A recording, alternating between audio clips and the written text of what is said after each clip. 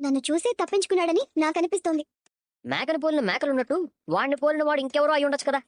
కానీ నేను అతని గురించి చెప్తే రోహిణి ముఖంలో చాలా కంగారు కనిపించింది. అవునా? నాకు వాడు మటన్ కొట్టు మాణిక్యం అనే డౌట్ ఉంది. ఎందుకంటే ఎప్పుడు చూసినా మేకల గురించి, వాటిని వండే విధానం గురించి మాట్లాడుతుంటాడు. అది కనిపెట్టారనే ఊర్లో మందు పోయించి మరి వాడి చేత నిజంగా ఎక్కించాలనుకున్నాను. వాడేమో నన్ను ఇరికించి తప్పించుకున్నాడు. నాకు మాత్రం నేను చూసింది అతన్ని అన్న అనుమానం మాత్రం బాగా ఉంది. ఈ మేక మామేమో కలకత్తాకెళ్ళి అక్కడి నుంచి అండర్ గ్రౌండ్ లోకి వెళ్ళిపోతానని చెప్పాడు. ఇక్కడెక్కడే తిరుగుతున్నాడు అనమాట. మరి ఇంకేం చేద్దాం? రుజువు చేద్దాం. ఎలా?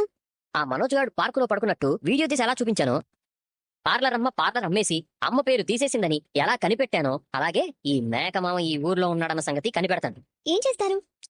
సంక్రాంతికి వచ్చినప్పుడు ఆ మాణిక్యంతో తీయించుకున్న ఫోటో ఉంది కదా, బాలుకి కాదు మీనాకి డౌట్ వచ్చింది కాబట్టి దొరికిపోకుండా దీనికోసం ఒక పరిష్కారం ఆలోచించాలి. వీళ్ళ డౌట్ పోయేలా చేయాలి.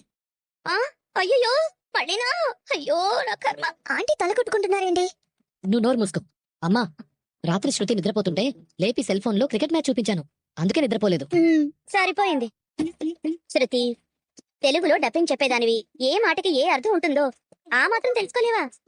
ఇప్పుడు నేను తప్పే మాట్లాడాను రవి. శృతి, నువ్విల్లరా?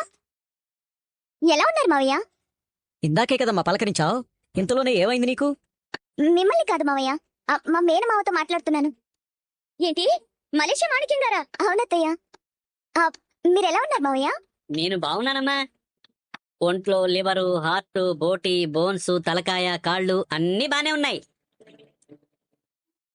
ఏంటి మావయ్య, ఇన్నాళ్ళకి మేనకోడలు గుర్తొచ్చిందా?